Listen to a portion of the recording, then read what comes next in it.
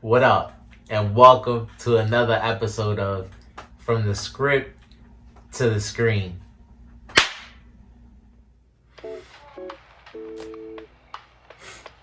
The Jujutsu Kaisen edition, episode 21 of season 2 is out now, covering chapters 129 to 132 of volume 15. Damn near finishing off the volume, got one chapter left, so they covered most of it. So first and foremost, as always, gotta give a shout out to the creator, JJK Akutami. I want to give a shout out to the animators at Mappa Studios for once again giving us another phenomenal action-packed episode. Like I've been telling you guys all season, I love how the animators are approaching these panels or chapters because of just how raw all the fights were. Again, we're starting to get into more upper level jujutsu sorcery, so the fights are becoming more grand scale, but also just the overall velocity and destructive force of the fights is picking up.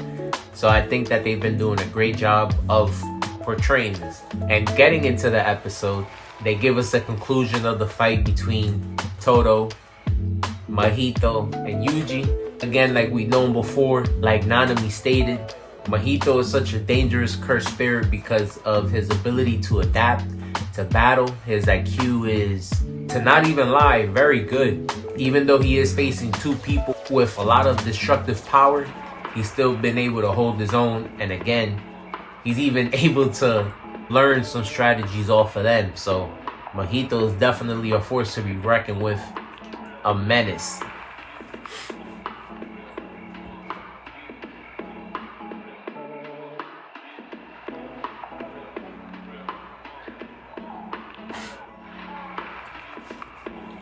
One of my favorite panels this week, we've seen Mahito use his idol transfiguration and just his ability to morph his body into what he wants.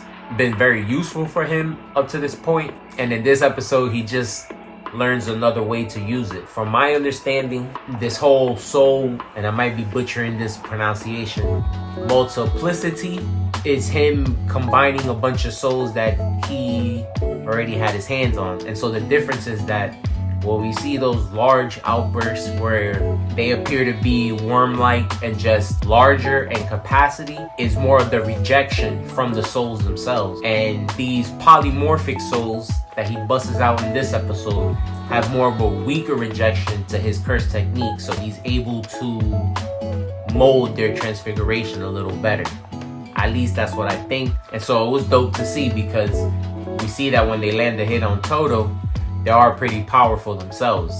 And we also see that they have a weakness because, again, there's only so much that he'd be able to break off of himself. And so even then, we see it be an issue. And to be honest, Yuji and Todo, in my opinion, would have been able to eventually break Mahito down. But we know that Mahito had a concern for Todo during this whole fight.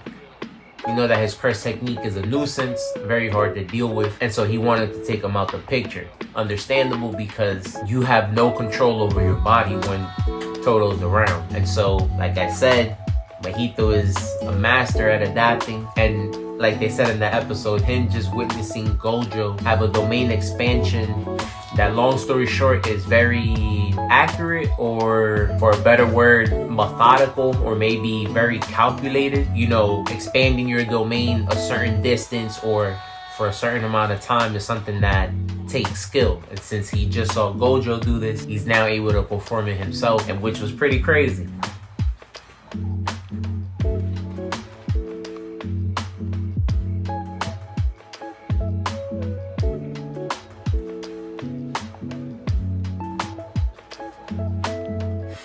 And I say that because we know that Mahito has a handicap when it comes to fighting Yuji. He can't use his domain expansion because he then touched Sukuna, and we know that Sukuna would be able to kill Mahito no problem.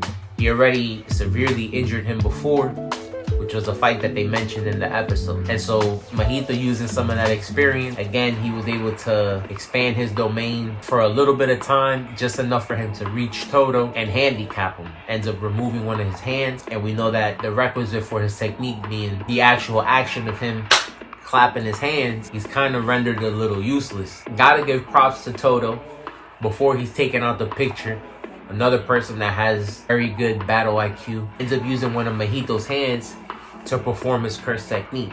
And so, kind of like a last hurrah for him, he's able to put Yuji in position so that Yuji would be able to land a little bit more damage and hit him with a black flash. And so just when you think that our guys might have finally got the upper hand and might actually be able to get out of this, once again, like I brought up before, Gege is a menace himself, and he gives Mahito one more power-up.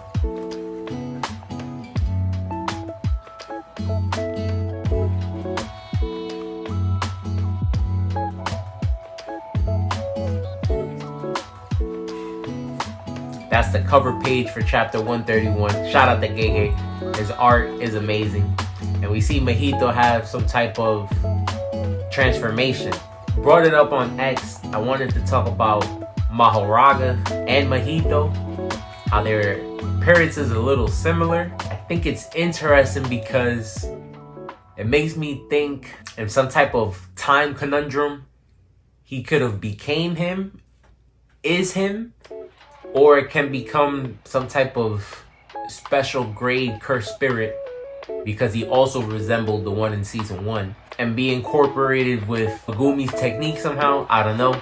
But it kind of made me think about Mahito's origin. We know that curses are reborn. So maybe in another life, some form of Mahito is the person that ends up being Mahoraga. But I don't know. It's just something I thought about when I saw that episode and seeing these chapters again. And in the manga, Gege goes a little bit deeper into Mahito's appearance and just the upgrades that he has, and he placed a couple binding vows on himself, which made him a little stronger at the time, which I would assume was due to the fact that this is in the heat of battle, and he didn't really have time to go through his full transformation. You guys saw in the episode, they showed the timeline of Butterfly kind of coming out of its cocoon, and so Mahito was, like he mentioned, his birthday, but a little premature. But after a crazy sequence of Yuji and Mahito just exchanging blows, with Mahito getting the upper hand,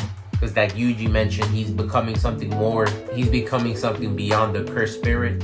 His body's even reinforced now, so Yuji's regular attacks aren't really doing damage. And so during the last sequence, again, Yuji learned how to convert cursed energy into his fist and have regular attack, since his physical power is better than most. But his original curse technique had somewhat of a delay, and so he's able to get the upper hand on Mahito because Todo steps in and attempts to use his technique one more time, but he really ends up just being a distraction for Mahito.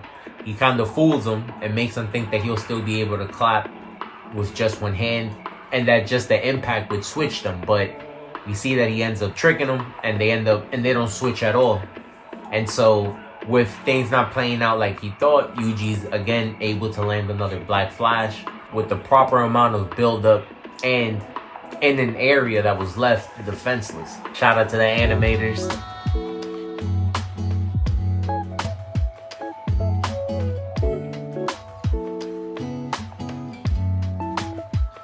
Love the scene. Let you know just how much destructive power was put behind this punch.